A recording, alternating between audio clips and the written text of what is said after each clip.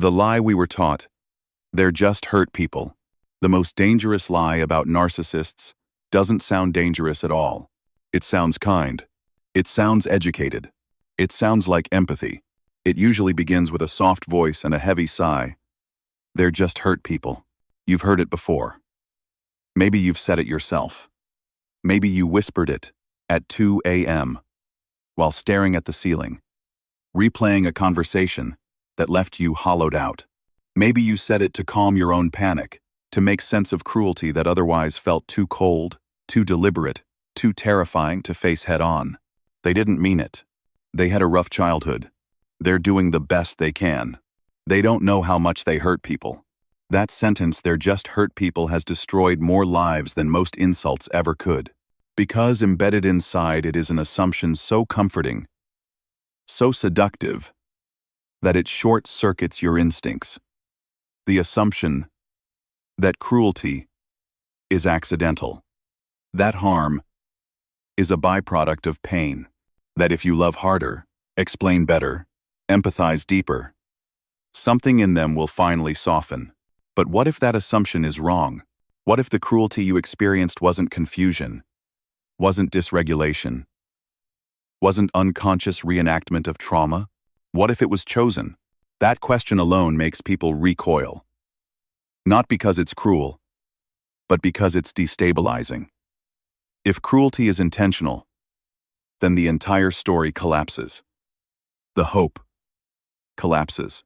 The mission to save them collapses. And worst of all, the reason you stayed collapses with it.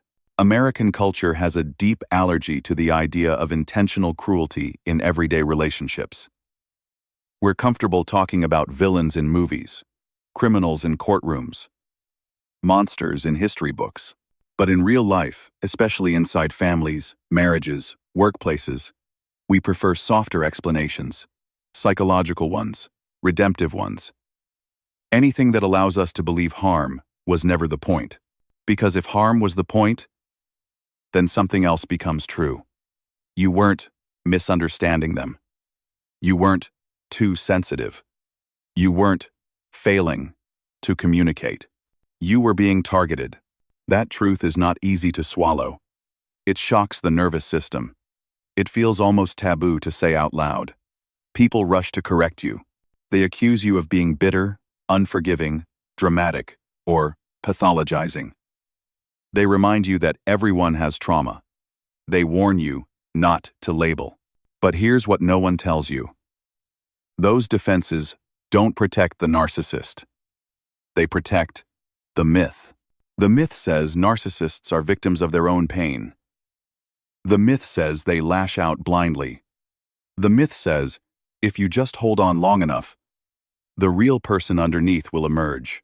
Yet survivors tell the same story again and again, across ages, genders, cultures, and cities. The cruelty had timing. It had precision. It showed up when you were vulnerable. It disappeared when witnesses were present. It intensified when you pulled away, and softened just enough when you threatened to leave. That's not confusion. That's calibration. Calling narcissists hurt people doesn't make you compassionate. It makes you exploitable. It trains you to override your gut, mistrust your perception, and reinterpret malice as misunderstanding. It turns your empathy into a leash, one they quietly tighten every time you doubt yourself. And the most painful part? You probably weren't wrong to start with empathy. Empathy is human. Empathy is beautiful. Empathy is what healthy relationships are built on. But empathy applied without discernment becomes self-erasure. Here is the quiet truth no one prepares you for. Not everyone who causes harm is overwhelmed by pain. Some people cause harm because it works, because it restores their sense of power, because it recenters them when they feel threatened, because they experience relief, not remorse. Afterward, that doesn't make them cartoon villains. It makes them dangerous in a far more subtle way. The lie we were taught didn't come from nowhere. It came from a culture obsessed with explanations and uncomfortable with boundaries. A culture that mistakes understanding for obligation. That confuses "I know why you're like this," with, "I must endure this." But understanding does not require self-sacrifice, and cruelty does not require trauma as an excuse. Recognizing this doesn't make you cold. It makes you awake. If this feels unsettling, good. It should. Awakening always destabilizes before it clarifies.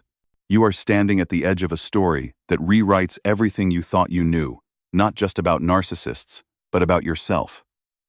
About why you stayed. About why you doubted. About why leaving felt impossible. This is not a story about hatred. It's a story about reality. And if you want to understand how this lie took root, why it feels so convincing, and what finally breaks its spell, stay with me. What comes next may change how you see every relationship you've ever questioned. Before we continue, take a moment to support this channel by subscribing. These conversations are not easy to have, but they matter. Your support helps keep this space alive for truth, clarity, and healing, and allows us to keep creating deeper, more honest content like this. Now, let me ask you something, and be honest with yourself. Quick question for you. When someone repeatedly hurts others, do you believe they are mostly acting out of unconscious pain? B. Or do you believe some people hurt others because it benefits them? Comment A or B below. Your answer matters more than you think. Cruelty has a pattern, and that changes everything. Cruelty becomes harder to dismiss once you stop looking at moments and start looking at patterns. Most people who endure narcissistic harm don't miss the red flags because they're naive. They miss them because each incident, taken alone, can be explained away. A sharp comment becomes stress. A sudden withdrawal becomes overwhelm. A cold silence becomes needing space. A cruel joke becomes dark humor. An accusation becomes miscommunication. One moment never tells the whole story. Patterns do. And once you see the pattern, you can never unsee it. What survivors often describe is not chaos, but choreography. The cruelty shows up at the same kinds of moments, over and over again. When you succeed, when you are vulnerable, when you assert a boundary, when attention shifts away from them, when you are exhausted enough to doubt yourself, when no one else is watching. If you are Tibbs, in the common expect, then, just as predictably, it disappears. That's the part that breaks people. If cruelty were constant, it would be easier to name. If it were explosive and uncontrollable, it would look like loss of control. But this isn't that. The behavior turns on and off with uncanny precision. It escalates in private and softens in public. It intensifies when you pull away and cools when you comply. This is not emotional volatility. It is regulation with an audience in mind. Survivors often say, if they were really this cruel, they'd be like that all the time. But that assumption misunderstands how power works. Power doesn't need to shout continuously. It only needs to remind you, periodically, who holds it. Patterns reveal motive in a way isolated incidents never can. When harm consistently benefits the same person, at the expense of the same target, under the same conditions, the explanation stops being situational. It becomes structural. And here's the uncomfortable truth. People who are truly overwhelmed by emotion are messy. Their reactions spill everywhere. They burn bridges they didn't mean to burn. They apologize, awkwardly. They struggle to maintain a polished image. Their behavior lacks finesse. Narcissistic cruelty, by contrast, is often disturbingly neat. It lands with just enough force to destabilize you, but not enough to expose them. It leaves you questioning whether it even happened the way you remember. It creates confusion rather than confrontation, and it almost always places you in the position of having to explain yourself, while they remain calm, detached, or wounded. That calmness is not healing. It is control. Many survivors report the same haunting realization. The person who hurt them the most also knew exactly how to appear reasonable. They could articulate boundaries eloquently, while violating yours. They could speak about empathy while withholding it. They could apologize in language that sounded sincere but never resulted in change, because the goal was never repair. The goal was reset. Patterns show you that cruelty isn't random, it's responsive. It reacts not to emotions, but to threats. Threats to status, to control, to admiration, to dominance in the relationship. When those threats appear, the pattern activates. When they pass, it goes dormant. That's why so many survivors feel like they're walking on eggshells. Not because the narcissist is unpredictable, but because the rules are unspoken and enforced selectively. You learn, unconsciously, to manage their reactions. You edit yourself. You preempt conflict. You shrink, not because you're weak, but because the pattern has taught you what happens when you don't. And here's where the shift begins. When you stop asking, "Why did they do this?" and start asking, "When do they do this?" the fog begins to lift. You notice the timing. You notice the repetition. You notice that certain behaviors always follow certain events. You notice that the same outcomes occur no matter how carefully you explain, accommodate, or forgive. Patterns don't argue with you. They don't gaslight you. They don't need interpretation. They simply repeat until you are willing to see them. This is why recognizing patterns is so destabilizing and so liberating. It removes the burden of interpretation from your shoulders.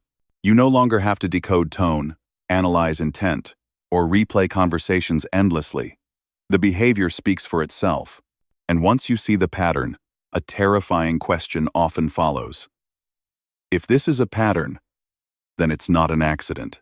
That realization can feel like grief. You grieve the version of the relationship you thought you were in. You grieve the belief that love, patience, or understanding would eventually fix it. You grieve the self you were before you learned to anticipate harm. But that grief also carries clarity, because patterns don't just reveal cruelty, they reveal predictability, and predictability means you are no longer powerless. You can stop negotiating with individual moments and start making decisions based on the whole picture. This is where many people get stuck, not because they don't see the pattern, but because they don't want to believe what it implies. Accepting the pattern means accepting that the harm wasn't miscommunication. It wasn't timing. It wasn't bad luck. It was a system. And systems don't change because you explain yourself better. They change only when the conditions that sustain them change. Recognizing cruelty as patterned doesn't require you to demonize anyone. It requires you to stop minimizing yourself. It asks you to trust the part of you that noticed something was wrong long before you had language for it. If this resonates, pay attention to what you feel right now. Relief is often the first sign that you are finally aligned with reality, because deep down, you already knew this wasn't random. You just needed permission to believe what your experience had been trying to tell you all along. And once you accept that cruelty has a pattern, the story you're living inside begins to change. Why trauma doesn't explain this behavior? Trauma is one of the most powerful explanations our culture has for human behavior, and for good reason. Trauma reshapes the nervous system. It alters perception. It creates fear responses that linger long after danger has passed. Trauma survivors often live with hypervigilance, shame, emotional flooding, or numbness that feels impossible to escape. But trauma has a signature, and narcissistic cruelty does not match it. This is where many people get stuck, not because they lack intelligence, but because they have too much empathy. Trauma becomes the explanation that feels safest. It allows you to hold on to compassion without having to confront something far more disturbing. That not all harm is fear-driven, and not all cruelty is reactive. Trauma responses are chaotic. They erupt when the nervous system perceives threat, whether the threat is real or remembered. They are often followed by remorse, confusion, or exhaustion. Trauma survivors frequently ask themselves, "Why did I react like that?" They replay their behavior with shame. They want to repair, They fear abandonment. They fear being too much. Narcissistic cruelty operates differently. It doesn't emerge from panic. It doesn't look disorganized. It doesn't spiral out of control. Instead, it appears with remarkable selectivity. It surfaces when it serves a purpose and disappears when it doesn't. It intensifies when power is threatened and softens when compliance is restored. That distinction matters. People acting from trauma often harm indiscriminately, including themselves. Their relationships suffer across the board.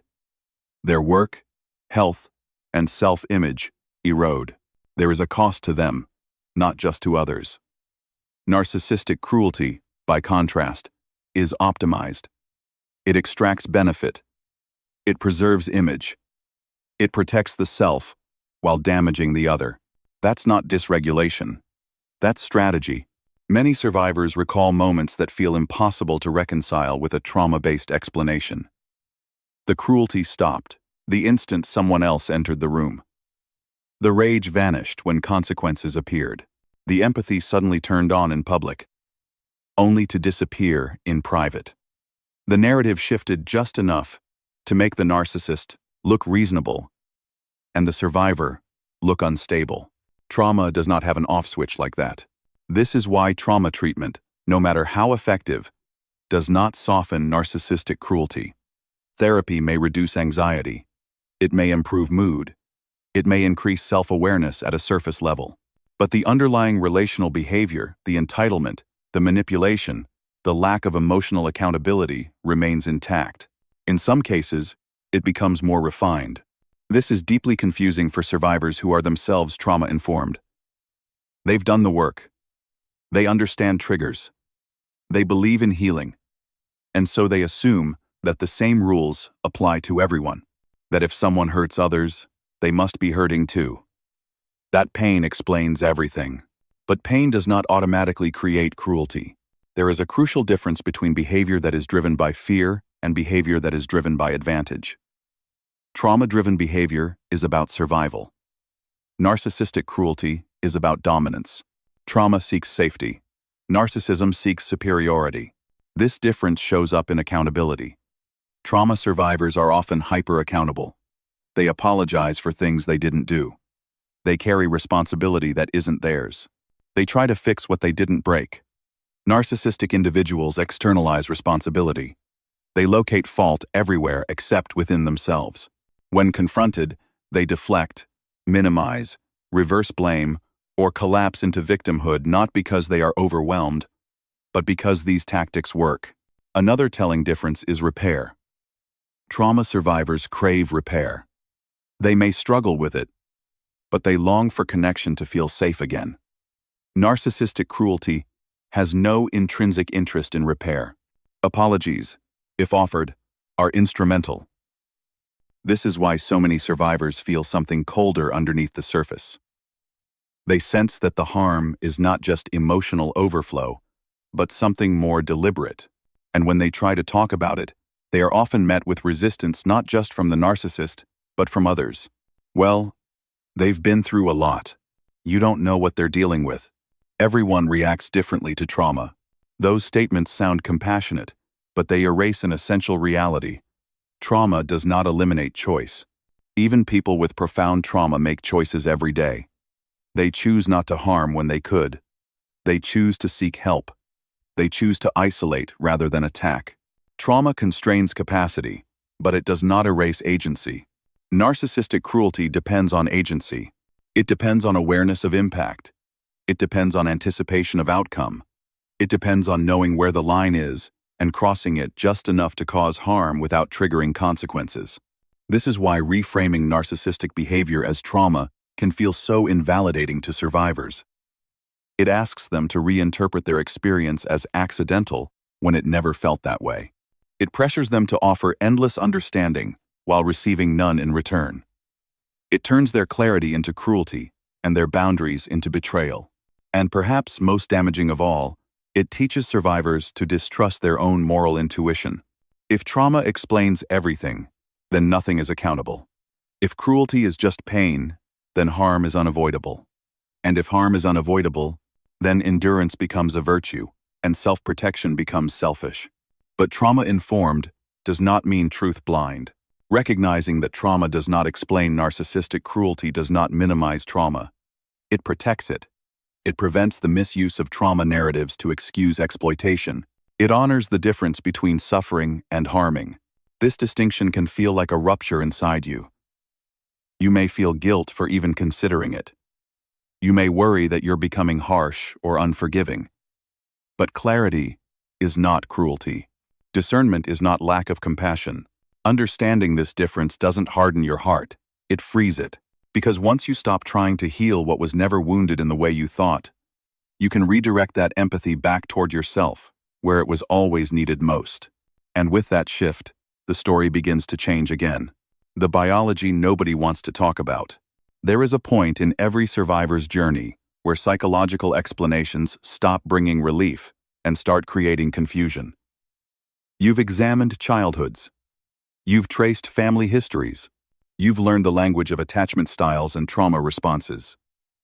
You've asked every compassionate question imaginable. And yet, one question keeps quietly resurfacing, heavier each time. Why didn't anything change? This is usually where the conversation becomes uncomfortable. Because the next layer of understanding is not about experiences, stories, or wounds. It's about biology. And biology disrupts the fantasy that everyone is built the same way on the inside. We are not. From the moment a person is born, they arrive with a temperament. Not a personality yet, but a blueprint. A nervous system that reacts in certain ways. A threshold for fear. A capacity for empathy. A sensitivity to reward and punishment. A tendency toward connection or domination. These differences are not moral judgments. They are biological facts. Some people are born with a strong emotional braking system. When they hurt someone, discomfort floods in. Guilt, anxiety, remorse. Their body registers the damage before their mind can rationalize it away. This internal friction slows them down. It shapes their behavior long before consequences arrive from the outside world.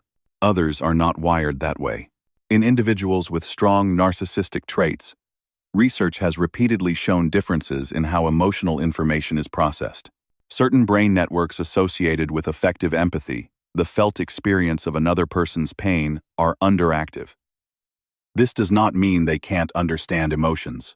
In fact, many are exceptionally skilled at reading people. But understanding is not the same as resonance. They can see pain without feeling it. That difference alone changes everything. Without emotional resonance, harm does not register as costly. Without cost, behavior does not self-correct. And when behavior doesn't self-correct, it repeats, especially if it produces results. This is where people become uneasy. Because biology challenges a deeply held belief that kindness is our natural default. It isn't. Cooperation had evolutionary value. Yes, but so did aggression, dominance, deception, and exploitation. Traits that helped humans survive in violent, resource-scarce environments did not disappear just because society became more civilized. They adapted. Callousness, fearlessness, and antagonism didn't vanish. They embedded themselves into human variation. Most people carry these traits in mild forms, balanced by empathy and social inhibition. But in some individuals, those balancing mechanisms are weak or absent. What replaces them is not chaos, but efficiency. When someone lacks internal emotional deterrence, behavior becomes governed almost entirely by outcome. Does this action work? Does it restore my sense of control? Does it secure admiration, compliance, or dominance? If the answer is yes, the behavior is reinforced. Not consciously at first, but neurologically. The brain learns what brings reward, and in narcissistic individuals, exploitation often does. This is the part no one wants to talk about because it dismantles a comforting story. If cruelty is learned through suffering, then love can unlearn it. If cruelty is rooted in trauma, then healing can undo it. But if cruelty is supported by stable biological systems, systems that reward dominance and dampen empathy, then love is not medicine. It becomes fuel. This is why so many survivors describe the chilling realization that their empathy didn't soften the narcissist. It sharpened them.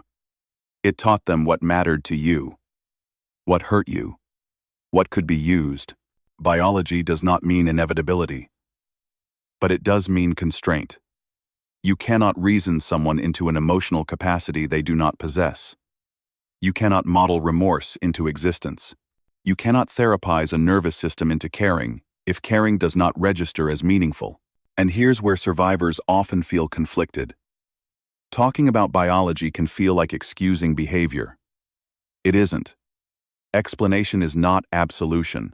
Understanding why a behavior exists does not erase responsibility for its impact. If anything, biology makes responsibility clearer.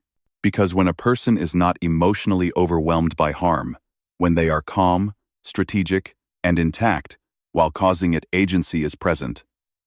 Choice is present. And accountability still applies.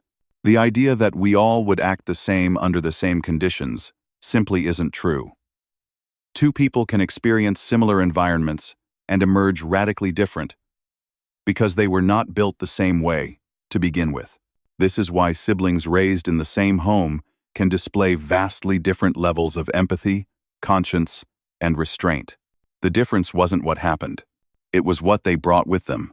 This realization often lands with mixed emotions.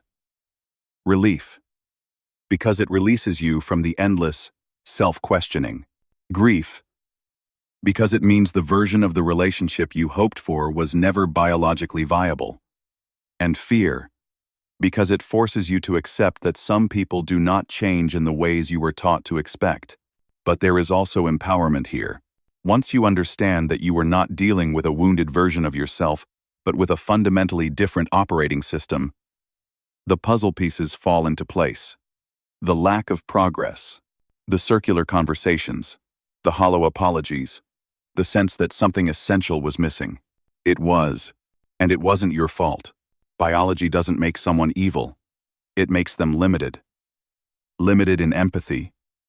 Limited in remorse. Limited in relational depth.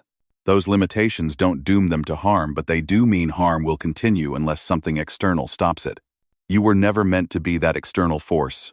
You were never meant to supply the conscience, the empathy, the restraint, and the humanity for two people. That task was never yours. And recognizing the biological reality behind narcissistic cruelty doesn't harden you. It liberates you from an impossible role you were never designed to play. Once you stop trying to awaken empathy where it doesn't live, you can finally turn your attention back to where empathy belongs, with yourself. And that shift sets the stage for a far more unsettling question, one that goes beyond biology, beyond explanation, and straight into the heart of accountability. Intent. The word that changes the story. There is a moment quiet, almost imperceptible, when everything shifts. It doesn't happen during the worst argument or the most obvious betrayal. It happens later. When the noise has settled and one thought refuses to leave you alone. They knew what they were doing. That thought is terrifying, not because it's cruel, but because it rearranges the entire story you've been telling yourself. For a long time, you may have believed the harm was accidental. You told yourself it was impulsive, emotional, unregulated. You assumed things were said in anger. Actions were taken without thought. Words landed harder than intended. You gave the benefit of the doubt, because that's what emotionally healthy people do. You projected your own internal experience onto someone else's behavior. But intent changes everything. Intent doesn't require malice in the dramatic sense. It doesn't require rage or hatred. Intent simply means awareness paired with choice. It means anticipation. It means knowing an action will produce a certain effect and doing it anyway because that effect serves a purpose. This is where many people get stuck, because intent is uncomfortable. It forces you to let go of the idea that harm is always a side effect. Sometimes, Harm is the mechanism. When you look back honestly, you begin to notice things that didn't make sense before. The comment that landed hardest was delivered calmly. The boundary violation occurred right after you asserted independence. The withdrawal came precisely when you needed connection. The cruelty intensified when you were weakest and disappeared when you gained support. That's not impulsivity. That's timing. Intent reveals itself not in what someone says about their motives, but in how their behavior is deployed. Does it escalate when it benefits them? Does it retreat when consequences loom? Does it repeat in familiar situations, regardless of how many times it's addressed? People acting without intent are inconsistent. People acting with intent are efficient. This realization often brings a wave of resistance. You may hear an internal voice protesting. They wouldn't do that on purpose. Because believing someone chose to hurt you feels almost unbearable. It suggests a level of coldness that clashes with the moments of charm, vulnerability, or apparent care you also witnessed. But intent does not erase complexity. A person can feel wounded and still choose cruelty. They can feel insecure and still act strategically. They can suffer and still exploit. Intent does not require the absence of emotion. It requires the presence of calculation.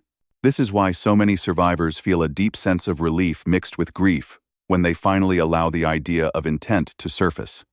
It explains the exhaustion, the endless conversations that went nowhere, the apologies that sounded right but changed nothing, the feeling that no amount of clarity, patience, or compromise ever shifted the dynamic. Because you weren't dealing with misunderstanding. You were dealing with a system that relied on your confusion. Once intent enters the picture, false hope begins to dissolve. The hope that if you just explained it differently, they would understand.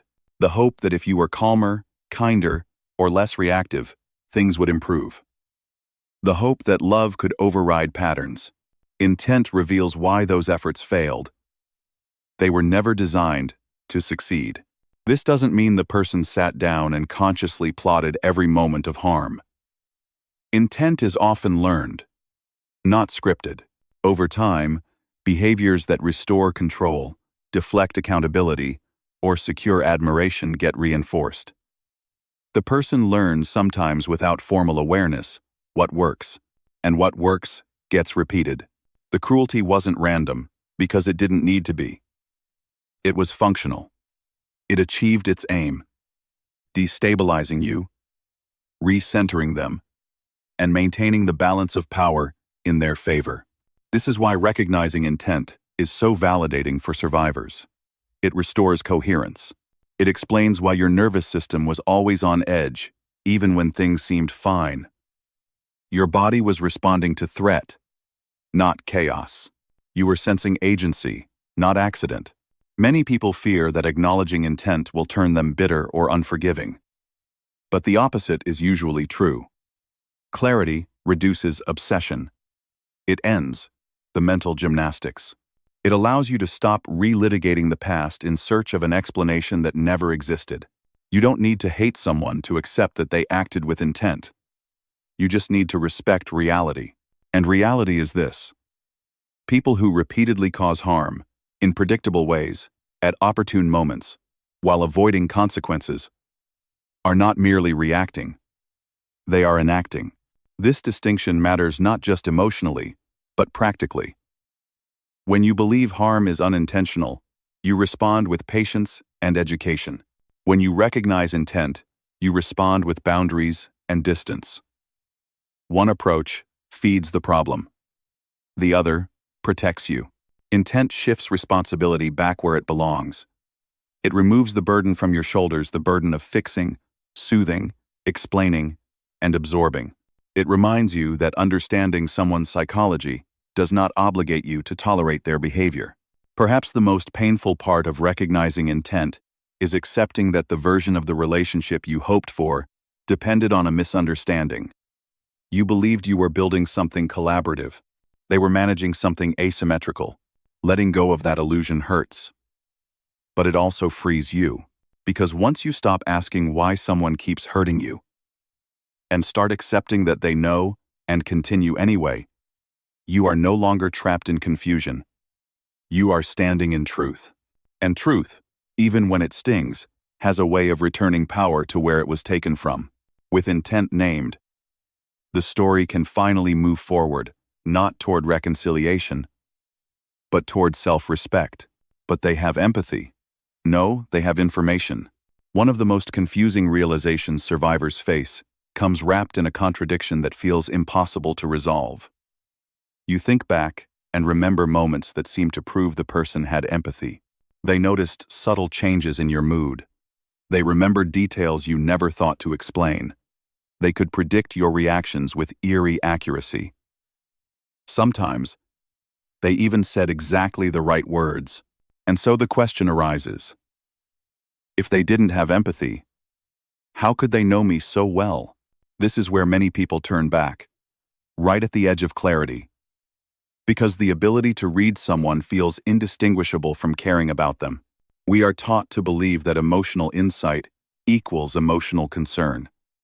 But that assumption collapses under closer inspection. What you were witnessing wasn't empathy. It was information.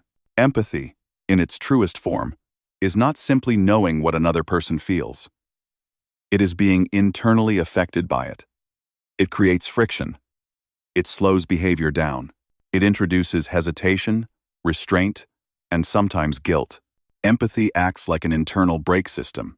It makes certain actions uncomfortable, even when they might be advantageous. Information does not do that. Information is neutral. It can be gathered, stored, analyzed, and deployed without emotional interference. And for individuals with narcissistic traits, information about others becomes one of the most valuable resources they possess. This is why the narcissist often appears emotionally intelligent. They study people. They watch reactions closely. They track what earns approval and what provokes distress. Over time, they build detailed psychological maps not to connect, but to navigate. You may remember how quickly they seemed to get you, how seen you felt in the beginning, how conversations flowed effortlessly, how they mirrored your values, your humor, your sensitivities. That wasn't coincidence. It was data collection. People with effective empathy don't need to study others to avoid hurting them. They feel the discomfort immediately. But when that emotional feedback is absent or muted, understanding someone's inner world becomes instrumental. It's how control is refined. This distinction explains something that has haunted many survivors. The harm often targeted what mattered most. They didn't insult you randomly. They touched the insecurity you confided during a vulnerable moment. They didn't withdraw arbitrarily. They pulled away when connection was most important to you. They didn't distort reality haphazardly. They challenged your perception at the precise points where your confidence was strongest. That level of precision doesn't come from empathy. It comes from observation. And this is why the cruelty felt so personal. Because it was informed.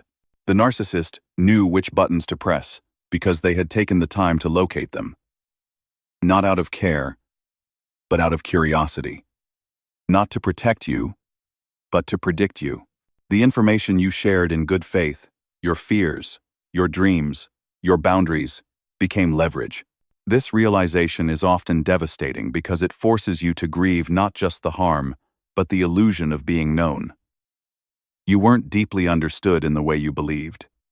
You were carefully assessed. That doesn't mean every moment was fake. It means the function of understanding was different. Where you used insight to connect, they used it to manage outcomes. Where you shared to be closer, they gathered to gain advantage. And here is the hardest part to accept. Knowing someone is hurting does not automatically generate a desire to stop. This is where people get tangled in false equivalence. They assume that if a person recognizes pain, they must care about it. But recognition and concern are separate processes. One is cognitive, the other is emotional. Without effective empathy, pain does not repel behavior. It does not trigger self-reflection. It does not interrupt momentum. In some cases, it does the opposite. It confirms effectiveness. If a behavior reliably produces distress in another person and relief or control in the self, the nervous system learns. The behavior is reinforced, not because the person is unaware, but because the outcome is rewarding. This is why pointing out harm rarely works. Survivors often say, "I explained how much it hurt me," as if clarity would awaken conscience. But the narcissist already knew. The explanation didn't provide new information. It only revealed how deeply the tactic had landed. That knowledge can then be used again. Understanding this difference also explains why narcissists often excel in environments that reward social acuity without requiring emotional responsibility. They can read rooms, anticipate reactions, and adjust presentation flawlessly. They know how to sound compassionate without being constrained by compassion. This is not emotional blindness. It is emotional detachment paired with insight. Once you see this, certain memories reorganize themselves. The apology that sounded perfect but changed nothing. The concern that appeared briefly, only to vanish when it no longer served a purpose. The way your pain was acknowledged verbally but dismissed behaviorally. Words without inhibition are not empathy. They are performance. And this is where many survivors finally release a belief that kept them trapped. If they know, they'll stop. Knowing does not stop behavior when the internal brake is missing. Only consequences do. And often, even consequences only teach avoidance, not accountability. Recognizing this is not about stripping someone of humanity. It is about accurately assessing capacity. Just as you wouldn't expect someone without depth perception to see distance accurately, you cannot expect someone without emotional resonance to respond to pain the way you do. This clarity can feel sobering. It may challenge your faith in connection. It may make you question how you misread someone so profoundly. But the truth is, you didn't misread them. You assumed similarity where there was difference. You believed their understanding meant care, because that's how it works inside you. Letting go of that assumption is painful, but it's also protective. It frees you from continuing to offer vulnerability to someone who experiences it as information, not intimacy. And once you stop confusing insight with empathy, a new boundary becomes possible. One rooted not in bitterness, but in accuracy.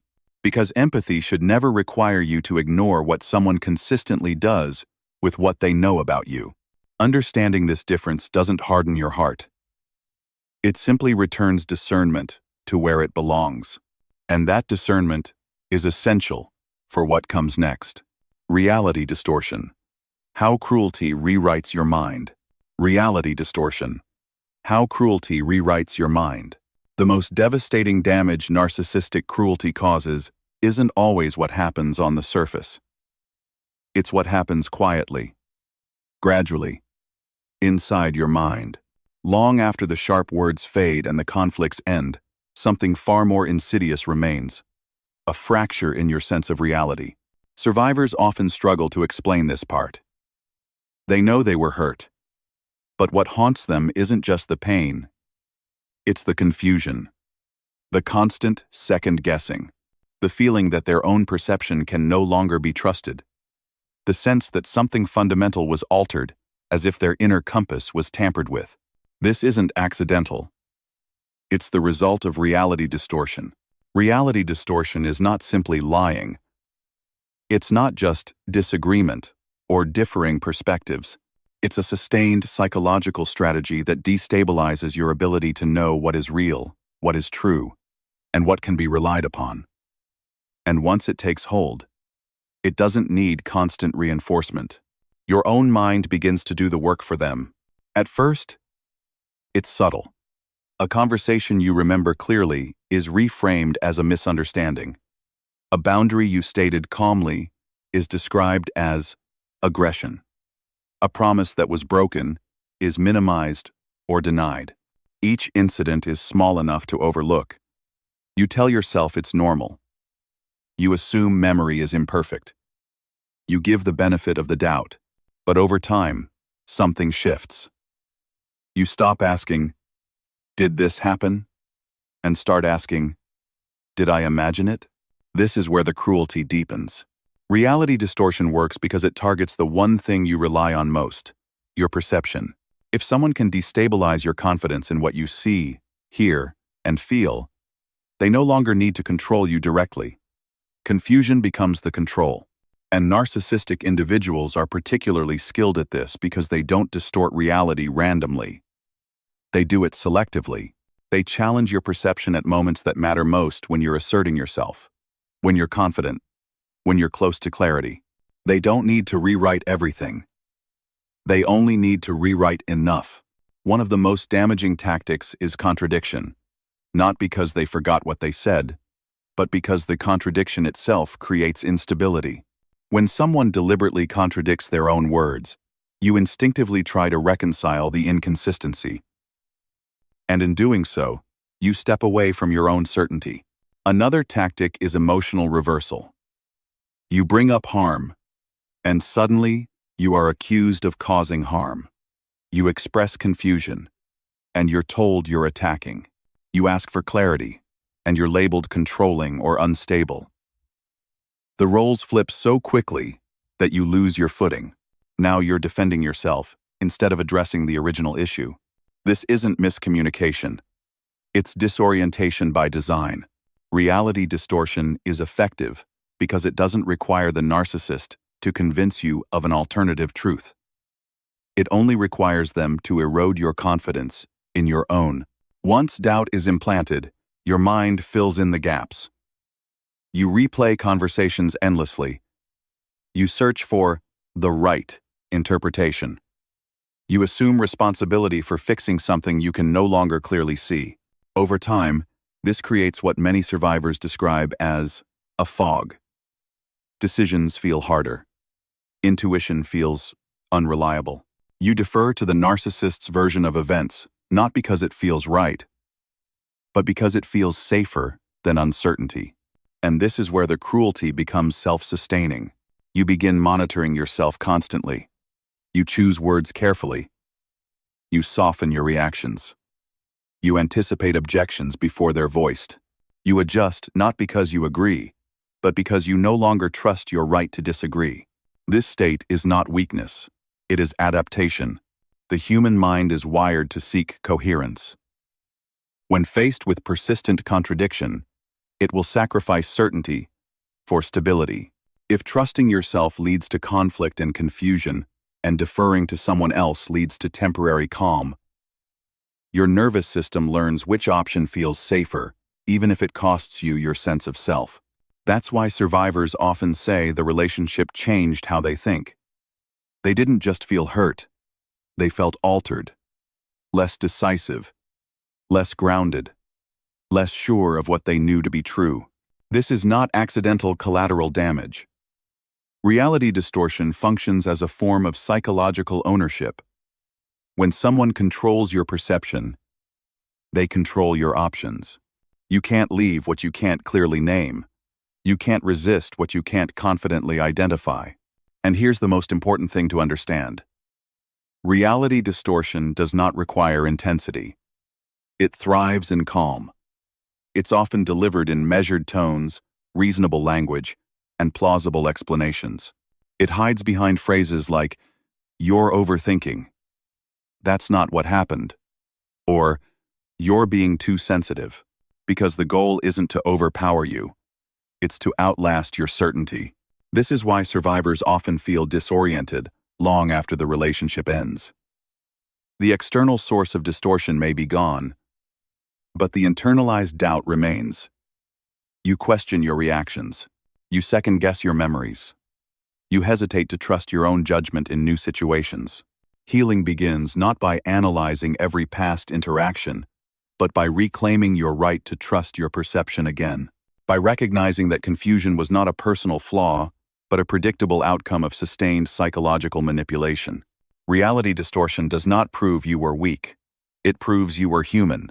And once you understand how cruelty rewrites the mind, something crucial shifts. You stop asking why you couldn't think clearly back then. You start understanding how carefully that clarity was dismantled. That understanding is not the end of the story, but it is the moment you begin to take your mind back. Why empathy makes it worse. Empathy is often described as the highest human virtue. It is praised, encouraged, and moralized.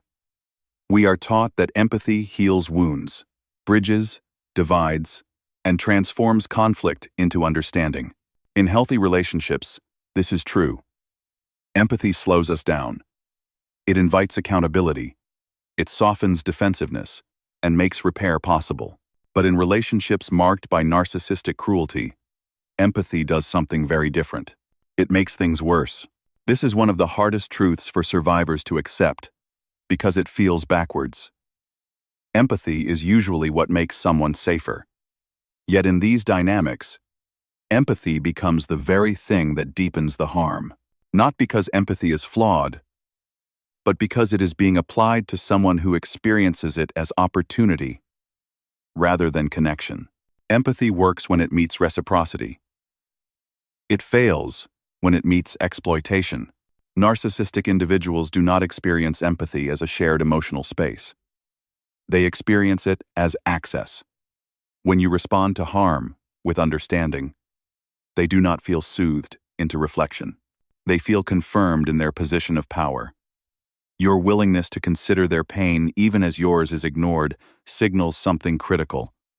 You are willing to override your own reality to preserve the relationship. That is not comforting to someone who seeks mutuality.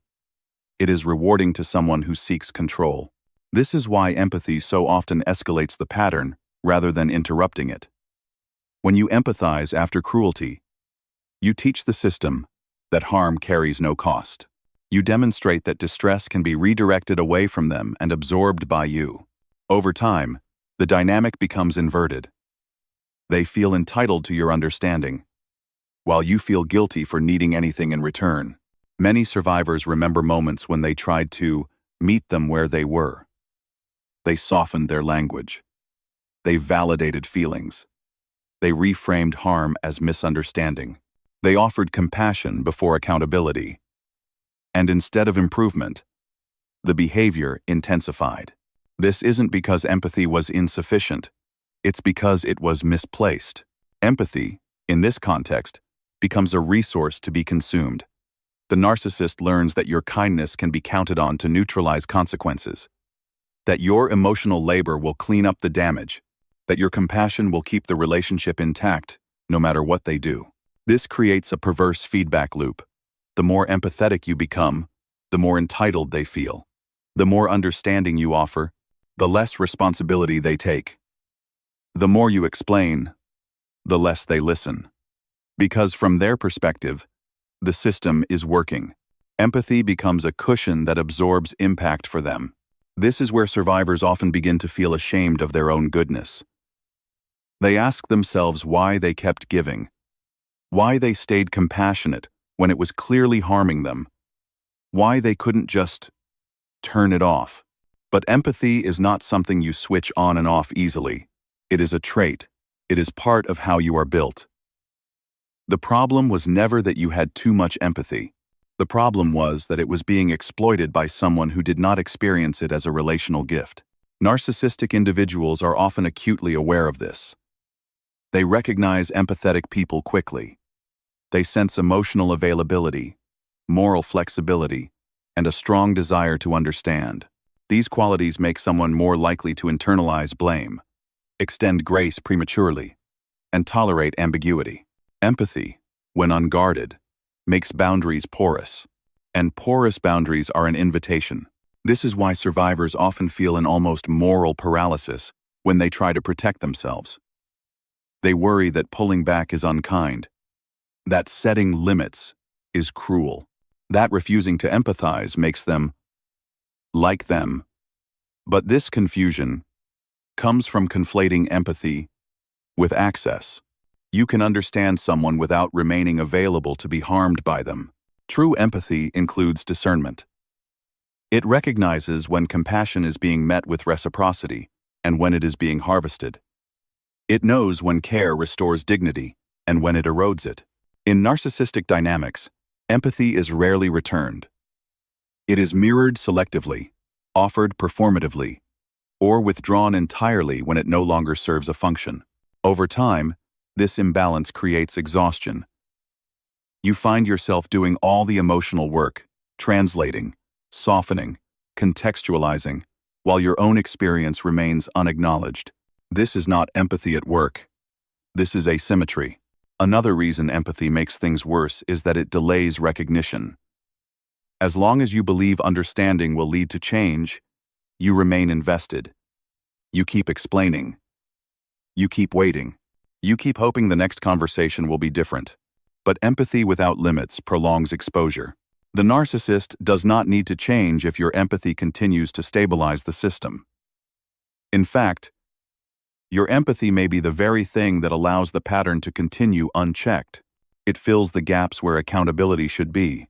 It cushions consequences that might otherwise force confrontation with reality. This is why boundaries feel so threatening in these relationships.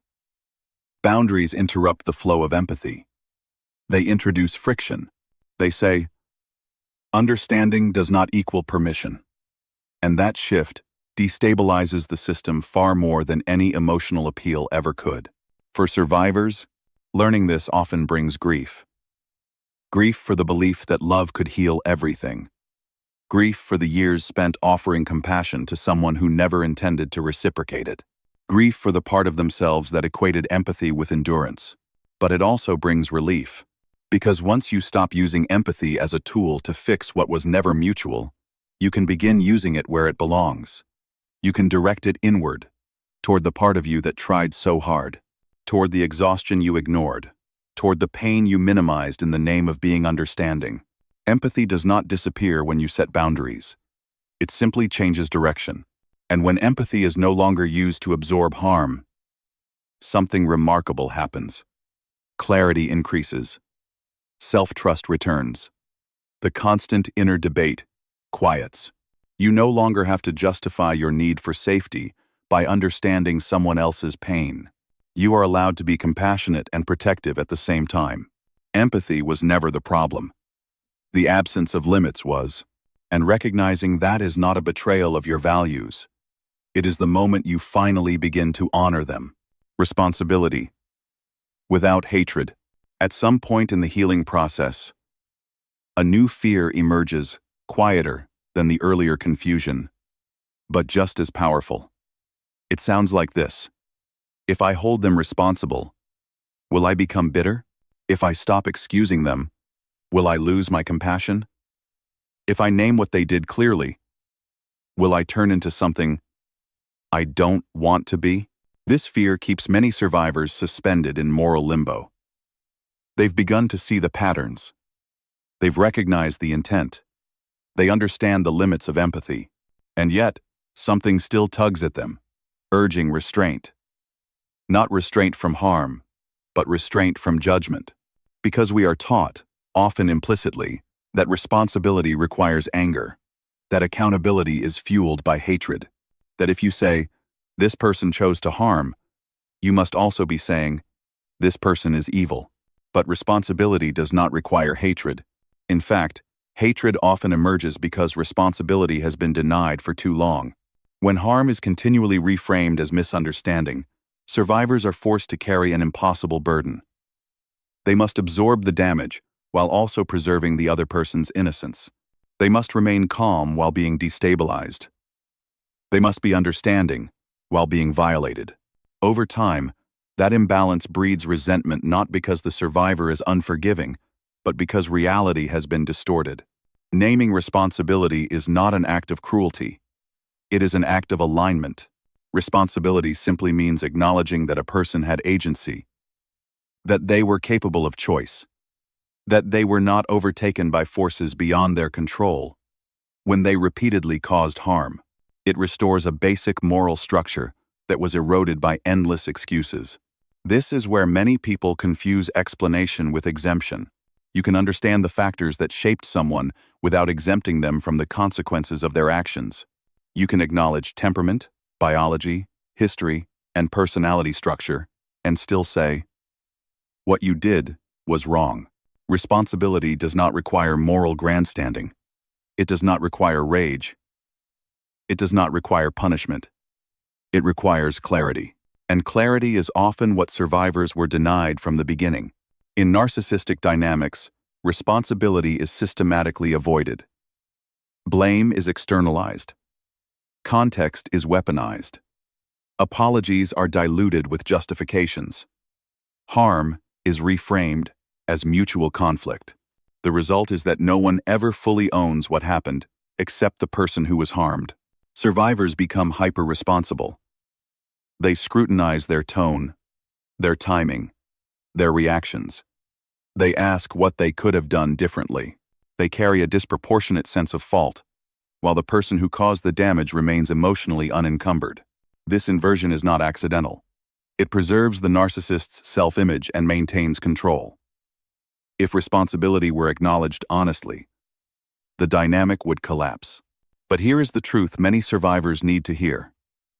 Refusing to excuse someone does not mean you hate them.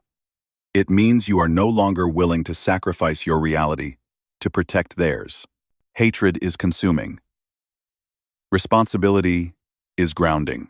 Hatred keeps you entangled. Responsibility releases you. When you accept that someone chose cruelty, something surprising happens. You don't become more reactive. You become calmer. The constant mental negotiations stop. The urge to explain fades. The obsessive need for closure loosens its grip. You no longer have to convince yourself that what happened wasn't that bad, or wasn't intentional enough to justify your pain. You simply allow it to be what it was. This is what ethical clarity looks like. Not vengeance, not condemnation, just an accurate assessment of behavior and capacity. People often worry that holding someone responsible means dehumanizing them. But accountability is not dehumanization. In fact, it is the opposite. To hold someone responsible is to recognize them as an agent, not a victim of their own impulses.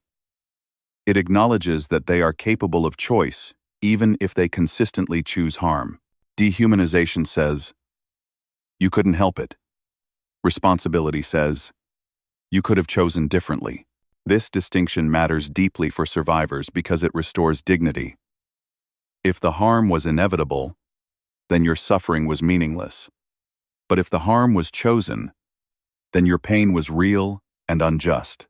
Responsibility also does something else that is essential for healing. It draws a clear boundary between empathy and obligation. You may still feel compassion for someone's limitations. You may even grieve the reality of who they are. But compassion no longer requires proximity. Understanding no longer demands tolerance. You are allowed to step away without hatred.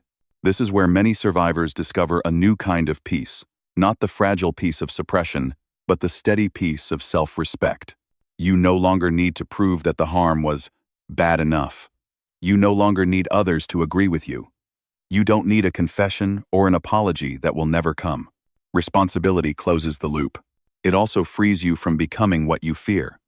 Survivors often worry that if they stop being endlessly understanding, they will lose their humanity. But humanity is not defined by how much harm you tolerate. It is defined by your capacity for truth, care, and boundaries. Holding someone responsible does not harden your heart. It protects it. And perhaps most importantly, responsibility recenters the moral weight where it belongs. You are no longer carrying the emotional debt of someone else's choices. You are no longer negotiating with yourself about whether you deserved what happened. You didn't. Responsibility without hatred is not loud. It doesn't announce itself. It often arrives quietly, as a sense of finality, a recognition that the story does not need to be rewritten anymore, that nothing more needs to be proven. You see the behavior, you understand the capacity, you accept the reality, and then you turn your attention back to your own life. That shift is not cold, it is clean, and it creates the conditions for the next stage of healing, not forgiveness, not reconciliation, but something far more stabilizing. Reclaiming yourself. Healing isn't forgiving. It's reclaiming yourself. At some point, after the patterns have been named, the intent acknowledged, the excuses stripped away, a new pressure quietly appears. It doesn't come from the narcissist anymore. It comes from the world around you and sometimes from inside you. It sounds like this. You need to forgive to heal. It's often delivered gently, wrapped in spiritual language, self-help slogans, or well-meaning advice. Forgiveness is framed as maturity, as freedom, as the final step that proves you've moved on. But for many survivors of narcissistic cruelty, this idea lands like another violation. Because forgiveness, as it's commonly demanded, asks you to do something familiar. Override your internal truth for the comfort of others. It asks you to soften what was sharp, minimize what was devastating, and resolve what was never repaired. Healing does not require that. Healing is not about absolving the person who harmed you. It is about reclaiming the parts of yourself that were slowly displaced while you were trying to survive. For a long time, your energy was oriented outward. You were tracking moods, anticipating reactions, adjusting your tone, questioning your memory, explaining your intentions. You were managing an environment that never stabilized because it was never meant to. In that process, something essential was taken from you, not dramatically, but incrementally. Your attention, your agency, your right to orient your life around your own needs. Healing begins the moment that orientation shifts back. This is why forgiveness can feel premature, even violent, when it's imposed too early. Forgiveness skips over the most important work, restoring your sense of self. It rushes you toward emotional closure without ensuring psychological safety. It tells you to let go before you've fully arrived back in your own body, your own perception, your own authority. You cannot release what you haven't yet retrieved. True healing is quieter and less performative than forgiveness culture suggests. It doesn't announce itself. It doesn't require declarations. It doesn't need reconciliation or moral victory. It happens in small, almost mundane ways that slowly rebuild your internal center of gravity. It happens when you stop explaining yourself to people who are committed to misunderstanding you. When you notice tension in your body and take it seriously. When you make a decision without rehearsing how someone else might react. When you allow yourself to want something without immediately justifying it. These moments may feel selfish at first. That's not because they are. It's because your nervous system learned that self-focus was dangerous. In narcissistic dynamics, your needs were often framed as burdens. Your boundaries were treated as threats. Your independence was subtly punished. Over time, you learn to associate selfhood with conflict. Reclaiming yourself means undoing that association. It means learning that you can take up space without causing harm. That you can choose distance without being cruel. That you can prioritize your well-being without betraying your values. This process does not require hatred. It does not require vengeance. And it certainly does not require forgiveness. Forgiveness is a relational concept. Healing is an internal one. You may one day feel neutral toward the person who harmed you. You may not. Either outcome is valid. Emotional neutrality is not a moral achievement, it's a byproduct of integration. It arrives when your system no longer needs to stay alert, defend itself, or prove anything. For many survivors, the pressure to forgive is actually a pressure to stop being inconvenient, to stop naming harm, to stop disrupting narratives that make other people more comfortable. But healing does not exist to make others comfortable. Healing exists to restore your capacity to live from the inside out. This often involves grief not just for what happened, but for what didn't. The relationship that never existed. The safety that was promised, but never delivered.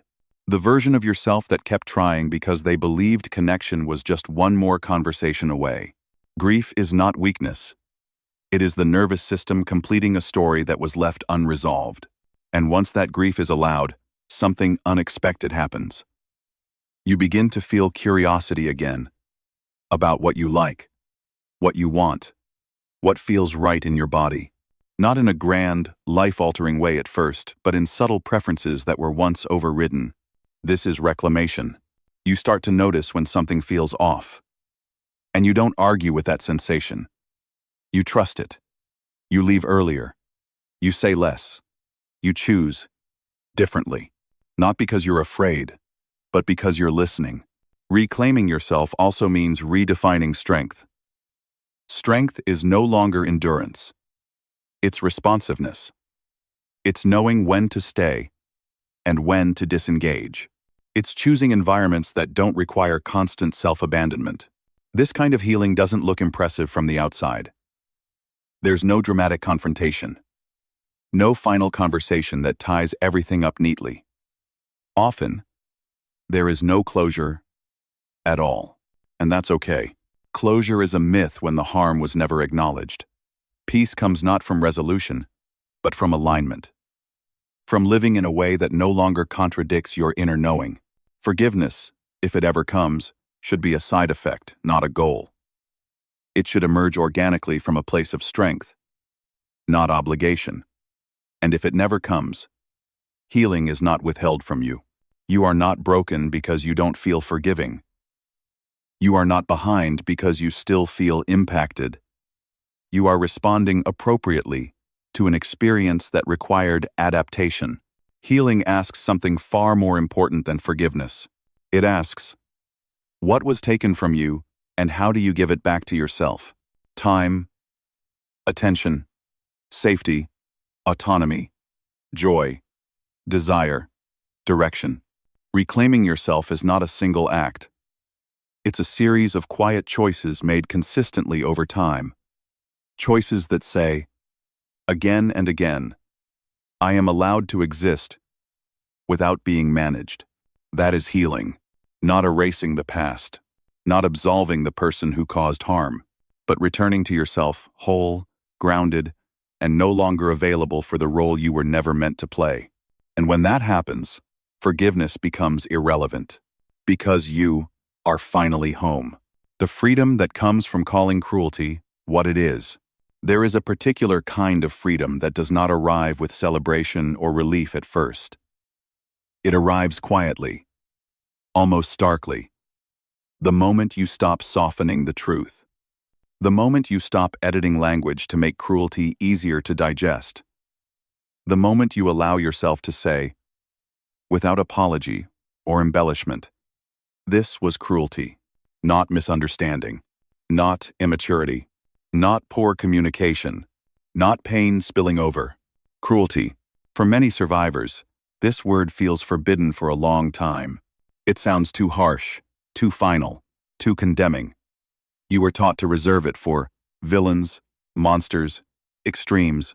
Using it in the context of someone you loved or tried to love can feel disorienting, even disloyal. But cruelty is not defined by volume or drama. It is defined by disregard. Cruelty exists where harm is repeated, foreseeable, and uncorrected. Where pain is not an accident, but a byproduct that no longer matters. Where the impact on another person is known and dismissed. Calling cruelty what it is does not create it. It reveals it. And revelation is what breaks the spell. For a long time, you were likely trapped in a cycle of reinterpretation. You translated behavior into something more tolerable. You searched for nuance where clarity was needed. You replaced accurate language with gentler ones, hoping that if you named it carefully enough, it would become something else. But language shapes perception, and perception shapes freedom.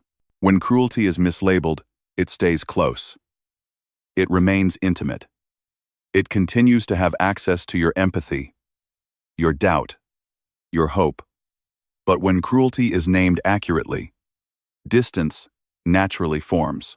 Not emotional distance fueled by bitterness, but psychological distance rooted in reality. Reality does not argue with you. This is why calling cruelty what it is feels both destabilizing and grounding. It destabilizes the fantasy that the relationship was fixable, but it grounds you in something far more reliable. Truth. Truth does not require you to remember everything perfectly. It does not require you to prove intent beyond doubt. It does not require others to agree. Truth simply requires consistency. And cruelty, once seen clearly, is consistent. The freedom that follows is subtle at first. It looks like silence, where there used to be rumination. It looks like decisions made without rehearsing counter-arguments. It looks like no longer needing to explain why something hurt. It looks like not needing permission to walk away from what diminished you. This freedom is not about empowerment in the performative sense. It's not about standing taller or speaking louder. It's about no longer shrinking your perception to fit someone else's narrative. When you stop minimizing cruelty, you stop minimizing yourself. One of the most profound shifts happens internally. The constant moral negotiation ends. You are no longer weighing whether your pain was bad enough. You are no longer asking whether you overreacted, misunderstood, or expected too much. Those questions lose relevance once the core truth is acknowledged. Cruelty is not measured by intention alone. It is measured by pattern, by impact, by persistence. And when you accept that, your nervous system finally gets the signal it's been waiting for. I was right to feel unsafe. This validation is not indulgence. It is regulation. Another freedom emerges when you realize you no longer need to rescue the person who harmed you from judgment, from consequence, from reality. That role kept you tethered long after the relationship itself had eroded.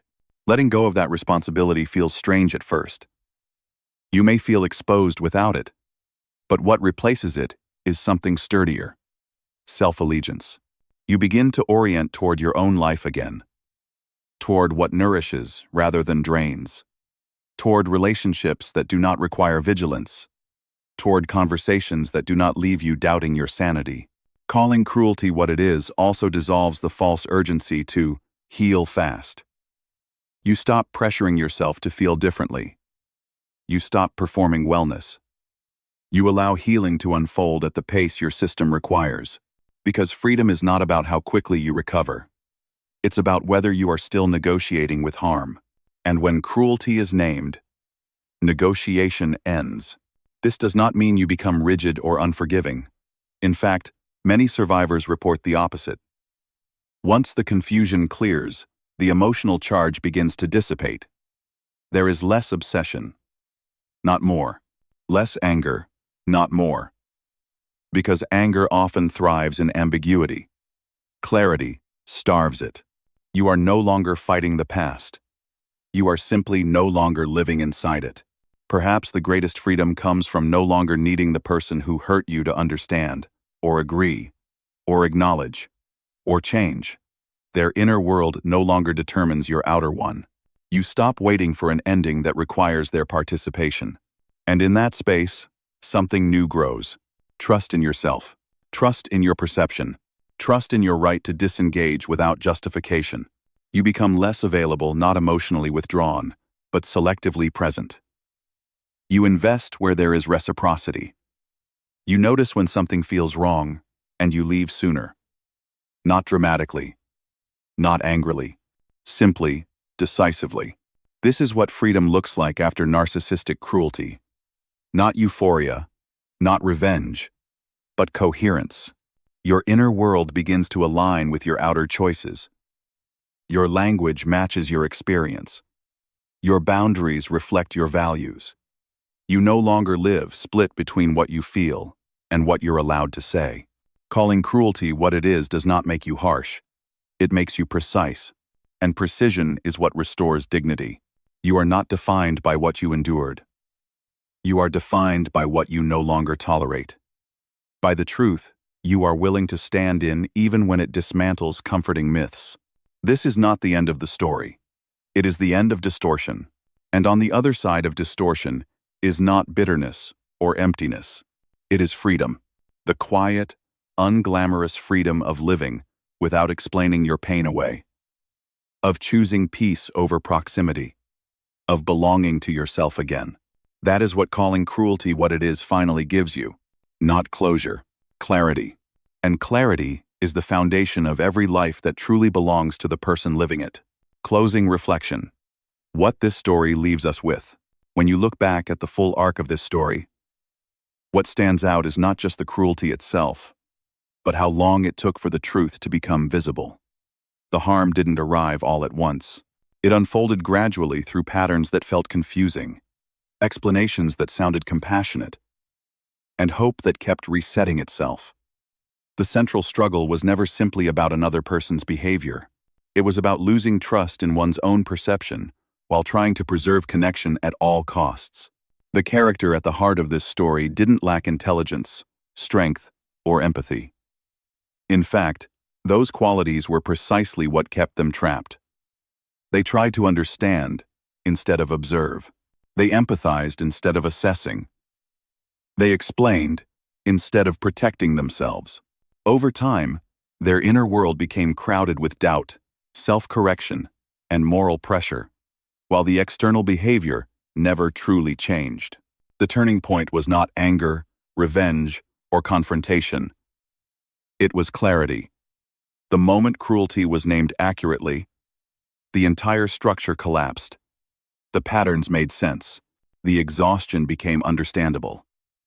The failure to fix the relationship was no longer evidence of personal inadequacy. It was evidence that the relationship was never operating on mutual ground.